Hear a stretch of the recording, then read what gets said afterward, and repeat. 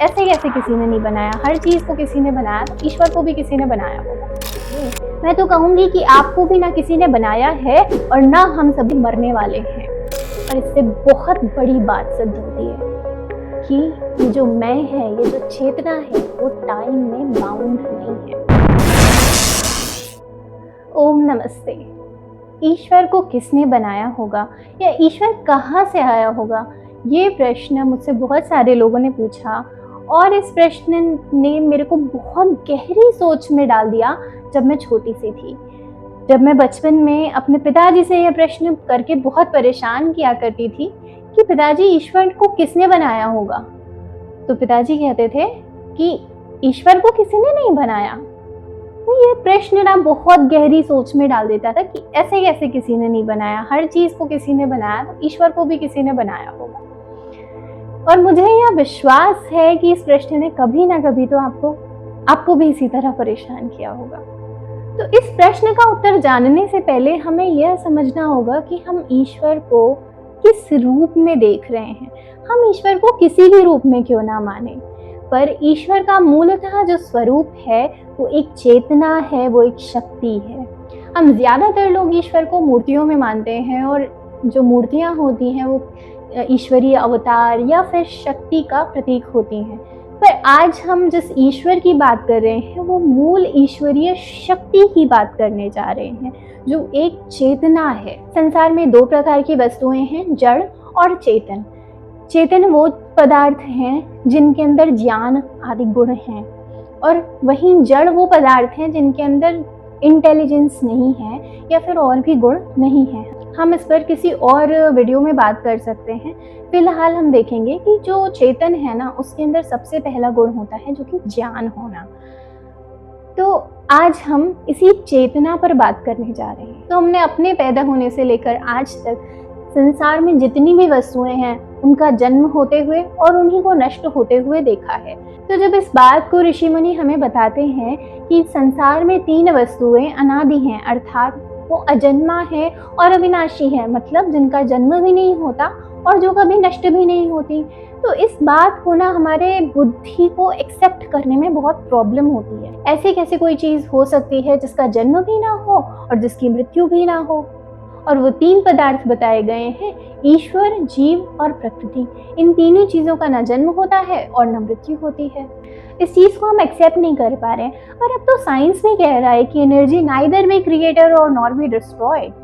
हम इस बात को तो एक्सेप्ट कर चुके हैं कि एनर्जी को ना ही क्रिएट किया जा सकता है ना डिस्ट्रॉय किया जा सकता है। मतलब एनर्जी, साइंस ने भी एक्सेप्ट किया है कि जो शक्ति है वो अनादि है, उसका कोई अंत नहीं है और उसका कोई जन्म भी नहीं है। और अगर हम तर्क की दृष्टि से एक बार मान भी लें कि ईश्वर को किसी ने उत्पन्न किया है, तो ईश्वर के उत्पन्न होने से पूर्व की हमें अवस्था को बताना होगा, और वो अवस्था भी बिना चेतना के तो संभव नहीं है। तो इस सृष्टि को बिना चेतना के मानना एक कोरी कल्पना मात्र है। और सृष्टि का ये नियम है कि कोई भी चीज़ जो भी उत्पन्न हुई है वो नष्ट जरूर होगी। मतलब जिसका उत्पन्न होना है उसका नष्ट होना भी निश्चित है, पर जो चीज़ उत्पन्न हुई ही नहीं वो नष्ट नहीं होगी। और यही बात गीता में श्री कृष्ण जी ने दूसरे अध्याय में बताई है कि ना सतो विद्यते भावो ना भावो विद्यते सतः, अर्थात कि असत का तो अस्तित्व है ही नहीं और सत का कभी अभाव नहीं। और जब बात चेतना की हो रही है तो हम ईश्वर को ही क्यों लें। मैं तो कहूँगी कि आपको भी ना किसी ने बनाया है और ना हम सभी मरने वाले हैं। और गीता जी में तो श्री कृष्ण जी ने इसी बात को अर्जुन को समझाया है कि ना आत्मा का कभी जन्म होता है और ना आत्मा कभी मरता है। तो चलिए इसी चीज़ को ना हम क्रिटिकल थिंकिंग से समझते हैं और उसी चीज़ को हम बहुत अनुभव करके समझते हैं कि कैसे। हम बोलते हैं कि आज से 20 साल पहले मैंने ये चीज़ देखी थी, या आज से 20 साल पहले मैंने ये मंदिर देखा था। तो आज से 20 साल पहले आपका शरीर क्या यही था जो आप दिखने में हैं, या यही सेम 20 साल पहले आप थे? नहीं थे। अब मैं कहूँ आपका क्या मन यही था, आपके विचार यही थे? जब छोटे से होते हैं ना हम बचपन में, तब हम क्या सोचते हैं कि मैं बड़ा हो जाऊंगा ना तो बड़े बड़े खिलौने लूँगा और मेरे पास खिलौनों की कमी ही नहीं होगी। तो क्या आज भी यही विचार आपके हृदय में आता है कि मैं बड़े बड़े खिलौने ले लूँ? नहीं आता होगा निश्चय ही। तो हमारा मन भी परिवर्तित हो गया है, हमारे विचार भी परिवर्तित हो गए, हमारी बुद्धि परिवर्तित हो गई है। तो आप किस मैं की बात कर रहे हैं? किस मैं ने उस मंदिर को 20 साल पहले देखा था? कोई तो ऐसी चीज है जो कांस्टेंट है, कोई तो चीज ऐसी है जो परिवर्तनशील नहीं है। आप उसी मैं की तो बात कर रहे हैं ना, हम सब उसी मैं की बात कर रहे हैं। क्योंकि ये शरीर तो परिवर्तनशील है, मन परिवर्तनशील है, बुद्धि परिवर्तनशील है। तो ऐसी वो चीज जिस मैं की आप बात कर रहे हैं वो पक्का अपरिवर्तनशील है। इसीलिए तो आप 20 साल और 50 साल पहले भी बोलते हैं कि वो ही मैं था और आज भी वो ही मैं हूँ।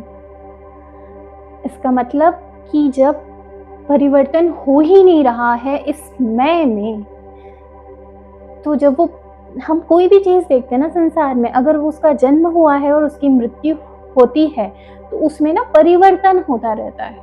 किसी भी चीज़ को ले, वो परिवर्तन होते होते होते नष्ट हो जाती है।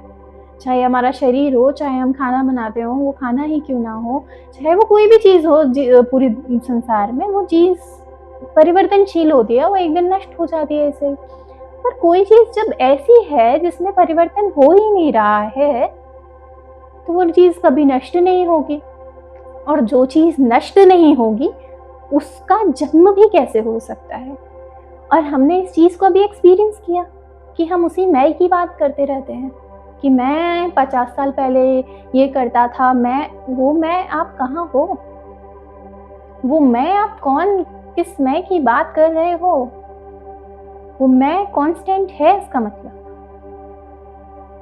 वो 50 साल से कांस्टेंट है, वो 20 साल से कांस्टेंट है और वो हमेशा कांस्टेंट रहने वाला है। और इससे बहुत बड़ी बात सिद्ध होती है कि ये जो मैं है, ये जो चेतना है, वो टाइम में बाउंड नहीं है, वो समय से परे है। अब समय से परे है तो ना उसका समय के साथ जन्म होगा और ना वो समय के साथ नष्ट होगी। वो चेतना कांस्टेंट है। आइए अब थोड़ा ना और डीप जाते हैं। तो जब हम लंबी दूरियों की कल्पना करते हैं और जब हम 1 इंच की कल्पना करते हैं तो उसमें क्या हमें डिफरेंस होता है? मतलब हमें ज़्यादा दूरी, हमें ज़्यादा जगह चाहिए होती है कल्पना करने के लिए, या फिर हमें 1 सेंटीमीटर के लिए तो हमें कम जगह में कल्पना हो जाएगी? ऐसा कुछ नहीं है। और जब हमें कभी लंबे टाइम फ्रेम की बात करनी होती, लंबी घड़ियों की कल्पना करनी होती है, या फिर हमें 1 माइक्रोसेकंड की ही कल्पना क्यों ना करनी हो, हम कर लेते हैं। हम उसको क्षण भर में कर लेते हैं, जितना समय हमें उसमें लगता है उसमें उतना भी लगता है। तो ऐसा तो नहीं है कि हमें बहुत लंबे टाइम फ्रेम की अगर कल्पना करनी हो तो हमें बहुत लंबा टाइम चाहिए होता है, हम क्षण भर में उसको अनुभव में ले आते हैं। क्यों? क्योंकि हमारे अनुभव में बहुत सारे इमेजेस रहते हैं और हम उसी को अपने अनुसार छोटा बड़ा करके कल्पना कर लेते हैं। अब जैसे मैं आपको बोलूं कि आपने ये ऐसा जीव तो कभी नहीं देखा होगा कि जिसका थड़ तो सांप का हो पर मुंह उसका हाथी का हो, पर हम ऐसी कल्पना क्षण मात्र में कर लेते हैं। तो आप समझ रहे हैं कि ये चेतना जो है वो देश काल से परे है, अर्थात ना ये स्थान में सीमित है किसी, और ना किसी टाइम फ्रेम में सीमित है। तो ये इससे परे है और ये कांस्टेंट है, इसमें परिवर्तन नहीं होता है। तो इसीलिए बोला जाता है कि ईश्वर का कभी जन्म नहीं हुआ और ना ही कभी मृत्यु होती। और हमारा जो हम चेतना है, जो हम जीव हैं, उस जीव का भी ना कभी जन्म होता है ना मृत्यु होती है। जो ये शरीर मात्र है, इसी का जन्म और मृत्यु होती है। मन भी एक समय के बाद वो भी विनाश को प्राप्त होता है, पर वो बहुत लंबे समय के बाद विनाश को प्राप्त होता है, पर ये शरीर जल्दी जल्दी नष्ट होता रहता है। ईश्वर और जीव की चेतना में भले ही अंतर है, पर मूल स्वभाव जो है चेतना का वो एक ही है। तो आज हमने तार्किक दृष्टि से यह समझने का प्रयास किया कि ईश्वर का जन्म नहीं होता है और मृत्यु भी नहीं होती है इसी प्रकार जीव का। पर इस बात को ठीक तरीके से समझना कि हम नित्य कैसे हैं, क्यों हैं, यह बात ठीक तरीके से तभी समझ में आएगी जब तक ये अनुभव में नहीं आ जाएगी। जब तक हम खुद से इस चीज़ को एक्सपीरियंस नहीं कर लेंगे, जब तक हम खुद से देख नहीं लेंगे, तब तक हमें ये बात समझ में आने वाली नहीं है।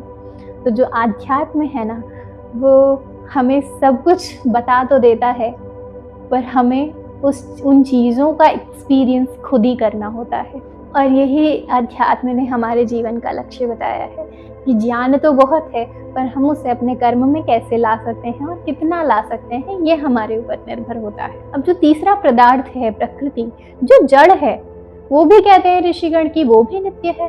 अब वो कैसे नित्य है, अगर ये जानना चाहते हैं आप तो कमेंट सेक्शन में लिखिएगा ज़रूर, हम इस बात पर भी ज़रूर चर्चा करेंगे। तो जो पिछला एक वीडियो था कि सृष्टि से बनने से पहले क्या था, तो उसमें जो नासदी असूक्त के अनुसार हमने देखा था कि ईश्वर, जीव और प्रकृति यही तीन पदार्थ होते हैं जो प्रलय के समय होते हैं। उस पर मेरे से बहुत सारे लोगों ने कमेंट में यह प्रश्न पूछा था कि ईश्वर कैसे है, ईश्वर कहाँ से आया। तो मुझे यहाँ बहुत मन हुआ कि मैं इस बात को, इस प्रश्न का उत्तर देने का प्रयास करूँगी। तो मैंने बहुत सारी जगह पढ़कर और समझकर इस प्रश्न का उत्तर देने का प्रयास किया है। कोई भी त्रुटि रह गई हो तो मुझे क्षमा करें, और भी कोई प्रश्न हो तो कमेंट सेक्शन में ज़रूर लिखिएगा। तब तक के लिए नमस्ते। ओम।